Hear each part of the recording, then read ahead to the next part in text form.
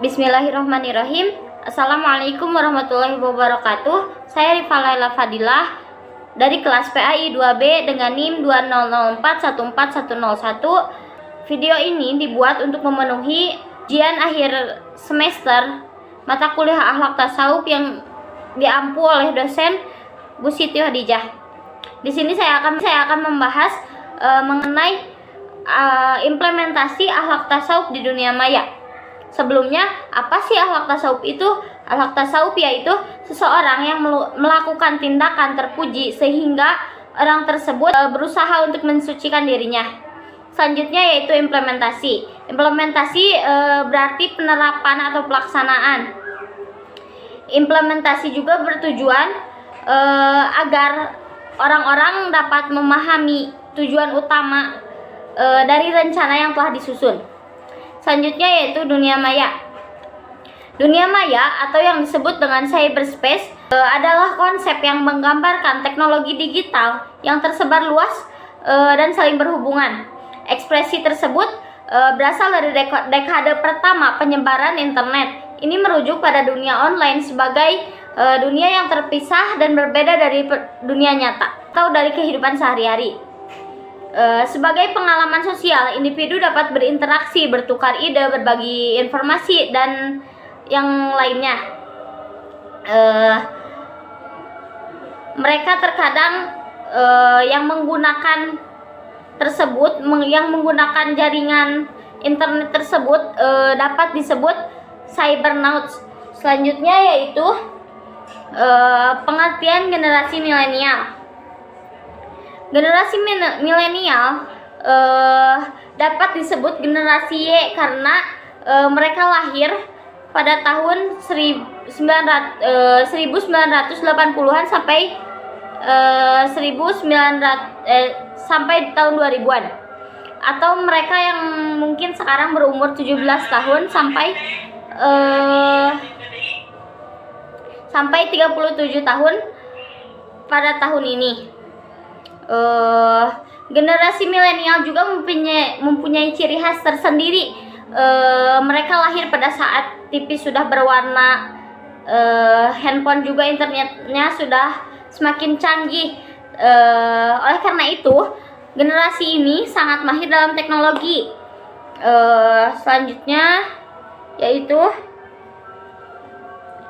dengan kemampuan dunia teknologi dan sarana yang ada, generasi milenial sebelumnya banyak yang belum sadar akan kesempatan dan peluang di depan mereka. Generasi milenial lebih cenderung tidak peduli akan kehidupan sekitar.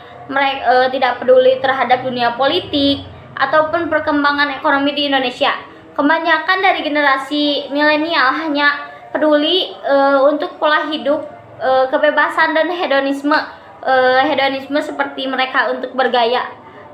Jadi mereka mempunyai visinya hanya tidak realistis dan terlalu idealis. Yang penting mereka bisa gaya gitu ya. Selanjutnya beberapa cara untuk menjadi generasi milenial yang bermanfaat. Yang pertama, berpikiran kritis. Yang kedua, gunakan media sosial secara bijak. Yang ketiga, bantu orang lain. Yang keempat, buat visi yang realistis. Yang kelima, bangun ide. Yang terakhir, buat startup. Jika semua itu cara tersebut dapat ia gunakan, generasi milenial tersebut akan bermanfaat pada zaman sekarang. Selanjutnya yaitu responsibilitas, membangun karakter positif di dunia maya. Seseorang dicirikan oleh responsibilitas karena dia memiliki kebajikan, tidak hanya membuat serangkaian keputusan secara sadar. Responsibilitas adalah karakteristik positif dari orang yang mampu berkomitmen dan bertindak dengan benar.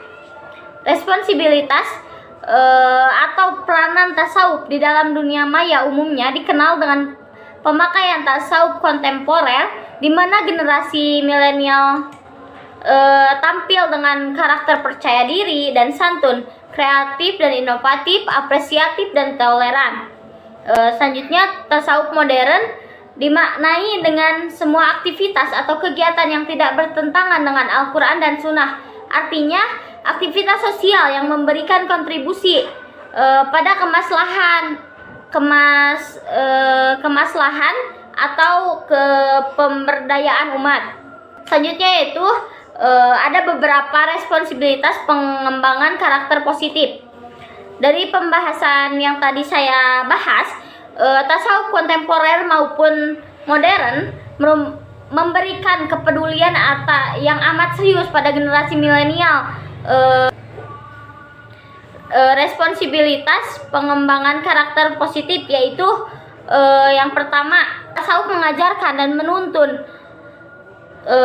kepada kehidupan dan nilai-nilai yang diajarkan oleh Rasulullah. Yang kedua, tasawuf memberi ruh semangat, memberi giroh semangat kehidupan dalam aspek sosial dan spiritual generasi milenial.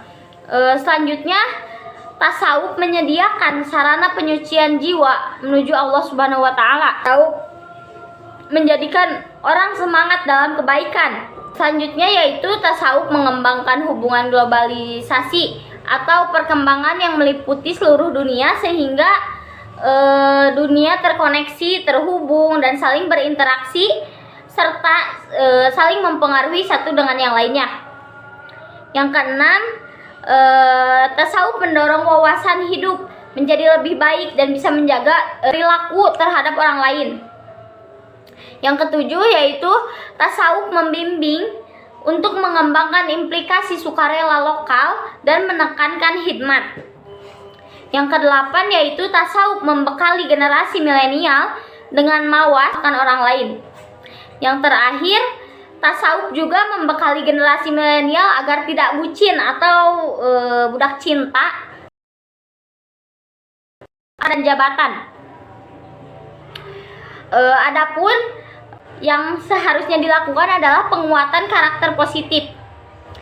Peran orang tua yang harus tegas dikala melihat anaknya bermain gadget misalnya sangat dibutuhkan. Dengan ketegasan tersebut membuat si anak akan lebih baik lagi dalam menggunakan gadgetnya. Perhatian orang tua pun akan harus selalu dilakukan terhadap si anak dengan membangun komunikasi dan saling terbuka mengenai apa yang telah dilakukan si anak ketika berlama-lama memainkan gadget. Dari perhatian orang tua kepada si anak dapat membuat anak tersebut memiliki sikap yang baik sehingga hal-hal yang tidak diinginkan itu tidak akan terjadi.